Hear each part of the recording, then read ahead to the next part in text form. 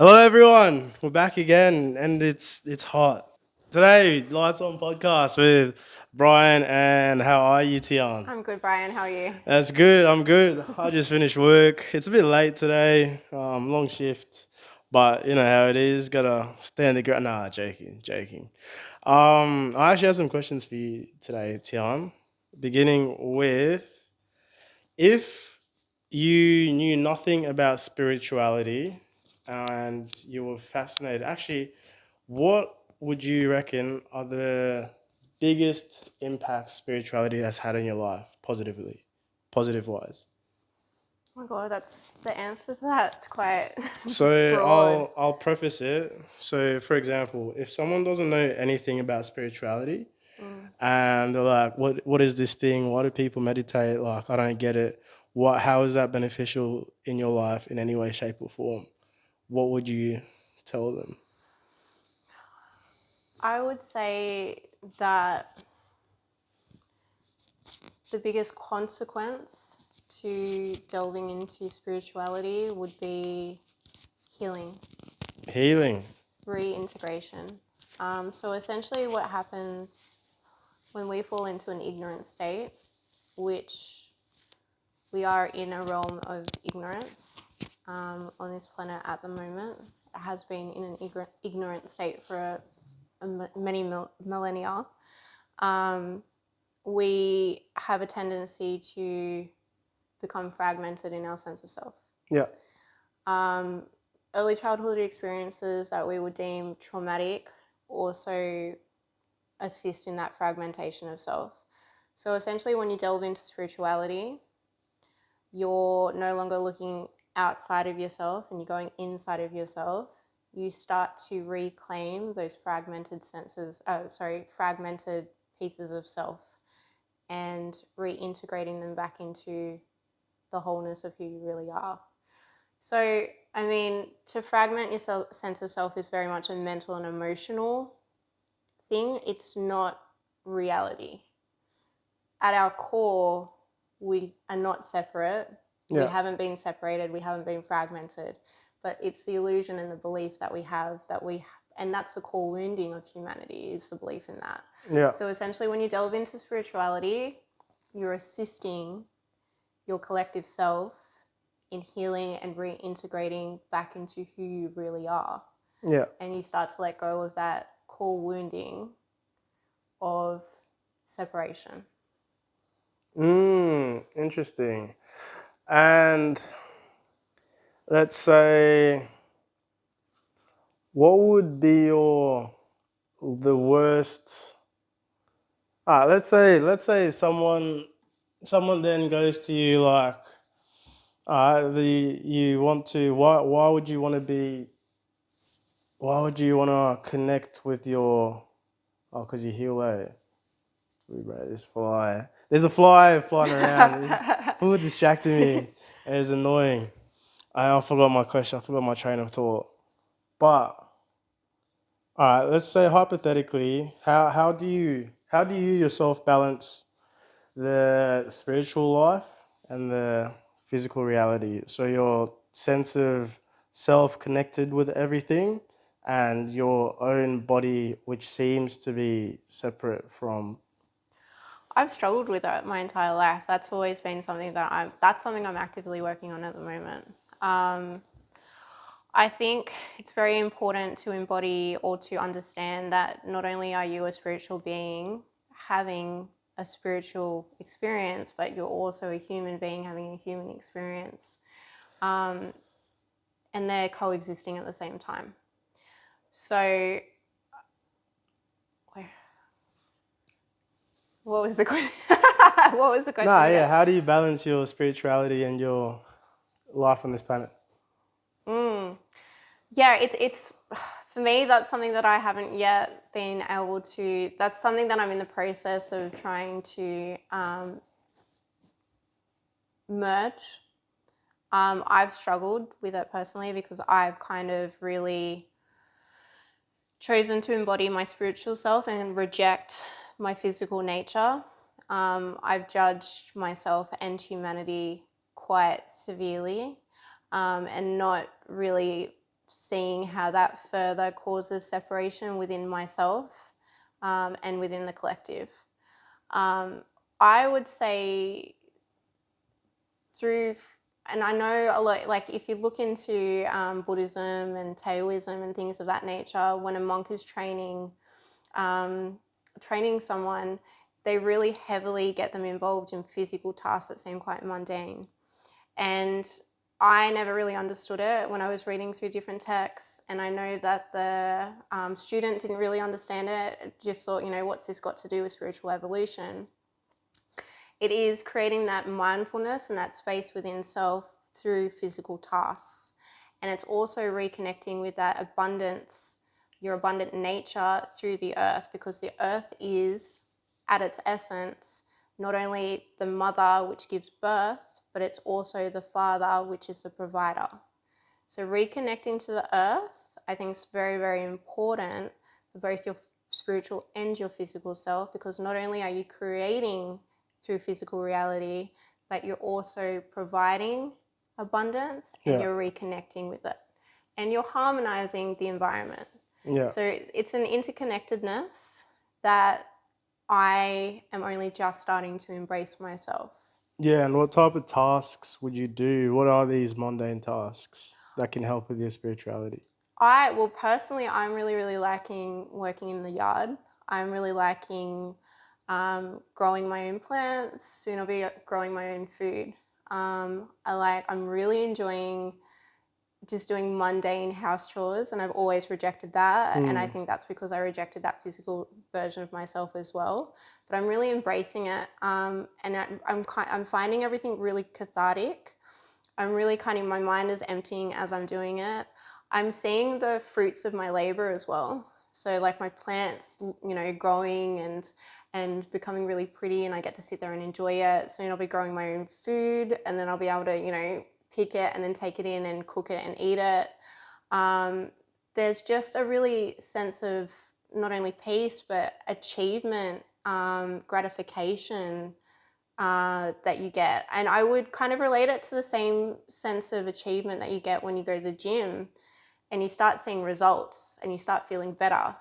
There's measurable results that you have in front of you. And I can also see that too. But as well, I'm reconnecting to the earth, and I'm trying to, I don't know, I think when you reconnect to the earth, you're also reconnecting to yourself, but you're also connecting to the community, because the efforts that you put into, especially if you're doing, planning things and stuff like that, the efforts that you're putting into that is benefiting all around you. It's creating a healthier atmosphere. It's creating a more pleasant, environment that all can enjoy. And because we're all linked to the same quantum field, even though that action might seem quite minute, it does have ripple effects that people can either consciously or subconsciously pick up on, whether they're tuned into it or not, but they're still picking up on it. It's Yeah. still creating benefit to all that is. Yeah. I was actually listening to Andrew Tate, and he said something pretty similar. Andrew Tate, what did Yeah, he say?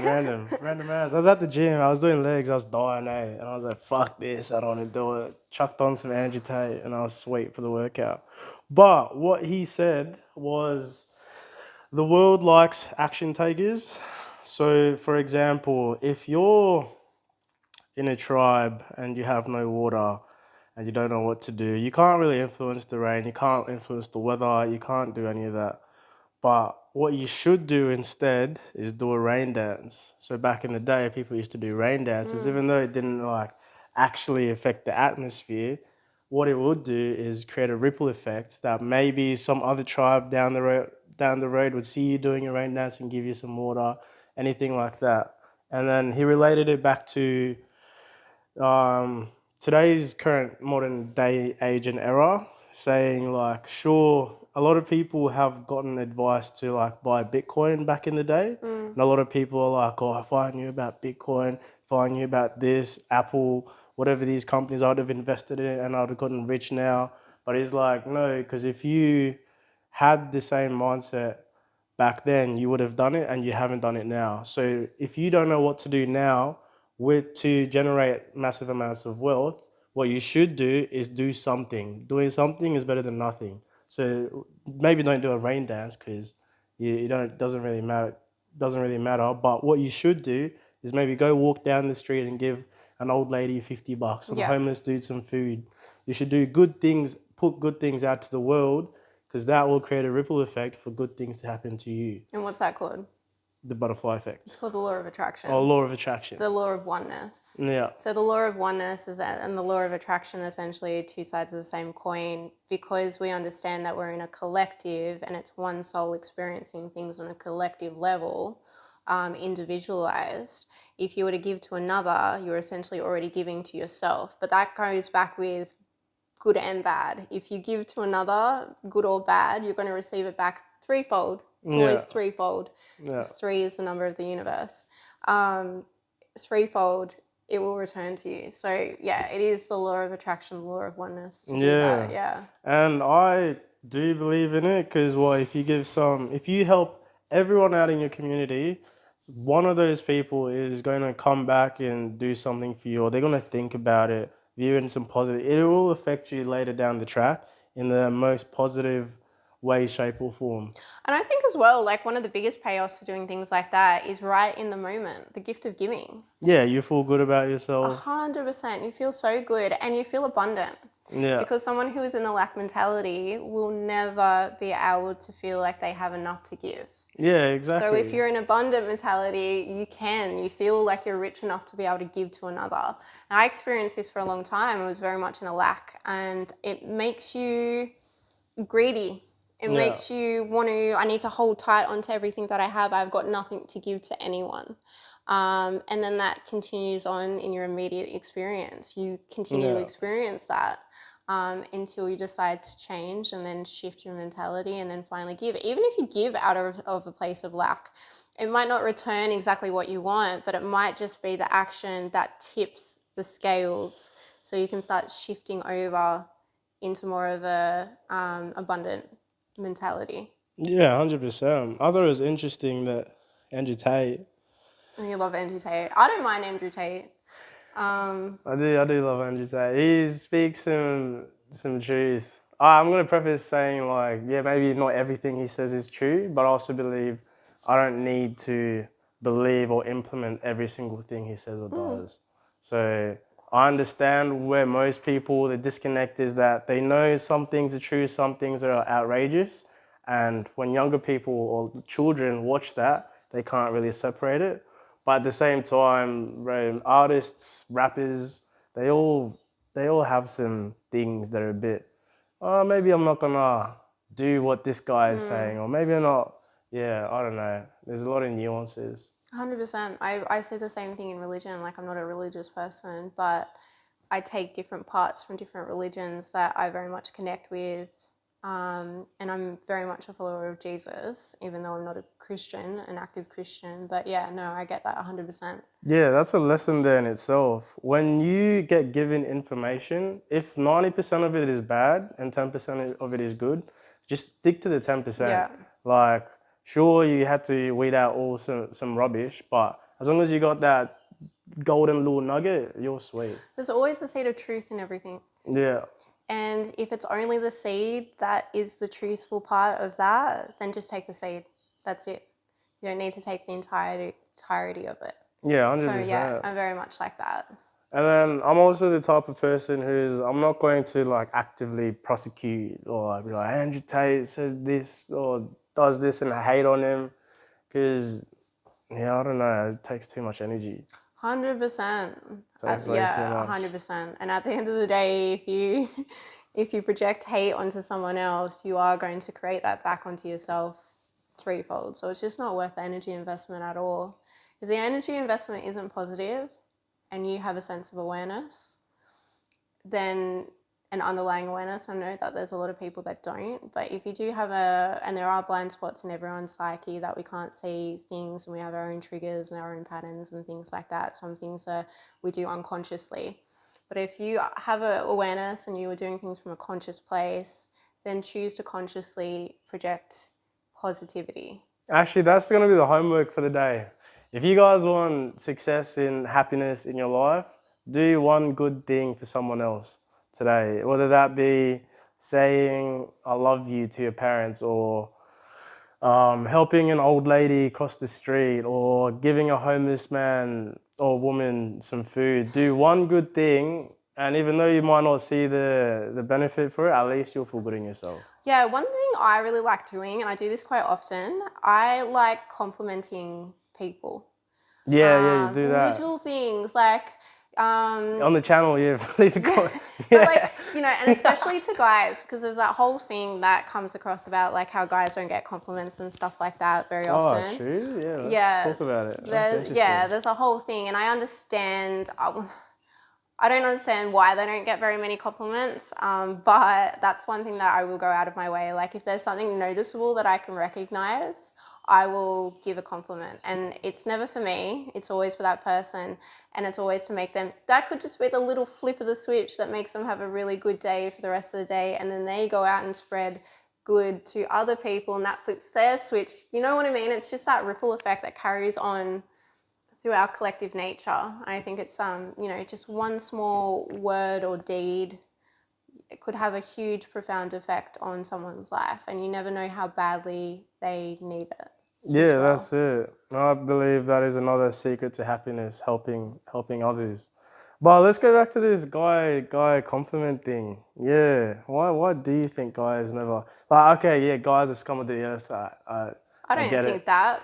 I get it. I know a lot of people that are like, ew, men. I agree. Ew, I yuck, no, men. I think women are hyper protective of themselves. Yeah. And I think that women don't want to open themselves up to possibly giving men the wrong idea. I mean, this toxic feminine trait of going to the gym and fucking looking at, like, seeing Yeah, one catching the man like pervs out. glance at you, and then you're filming it and you're blowing up and stuff like that. Like, Yeah, look at this guy checking me out. Ew. yeah, women are just a bit too much at the moment, and I don't think they open themselves up to that. And it's really sad to see, because I think men are quite isolated in this modern age, especially with social media and dating apps and things of that nature. And if you're not deemed societally beautiful, I think it can be quite isolating. But I think as well, women don't want to give men the wrong impression. Yeah, I Yeah. definitely. If you're a girl and you give a guy a compliment, he turns out to be a stalker because he's never gotten a compliment in his life. Tracks you down on Facebook, Instagram, starts messaging you. Oh, not even that. Like, Starts being like, "Oh, why are you not responding to me? Why'd you say this if you didn't mean it?" that's a bit psycho. No, But I don't know specific guys that would do it, but I can see it happen a lot. Yeah. thank you. But yeah, I can see that happen. Same with girls, but I can see like, oh, you said this, but less so girls would do Yeah, that. girls are quite delusional when it comes to men and dating, if I'm being honest with you. They choose not to see reality, and they choose to see through the lens of their desires instead of the truth. And it gets them into a lot of trouble. I've done it myself. I've been guilty of doing it, and I've watched majority of the females around me throughout my life have done it. I see it regularly on social media. It's not what they say, it's how they treat you, and it's the actions that they take. If they're taking 3 hours to write back, they're really obviously not that into you, because a guy who really likes you will message you back straight away. It's just little things like that. If they're messaging you only at 2 a.m. every single morning, telling you to come over, they just see you as, Little this is sex going to sound, I doll, was going to say, this is going to sound really crude, little but a sex hole. doll. They just see Yeah. you as a whole, and then that's it, unfortunately. But no, but going back to the women complimenting men, like, and how it can be misconstrued. I worked in retail for the first half of my career, and oh my goodness, especially in certain circumstances when I used to work in pubs and manage bars and stuff like that, and then when I worked at a bottle shop as well. I wasn't even giving compliments, I was just being friendly. And it was Drunk usually men. the older men that would, Old drunk men. who in their defense had obviously been very much starved of any type of kindness, because for one to misconstrue friendliness, for affection, you very much have to be kind of starved of kindness and human connection.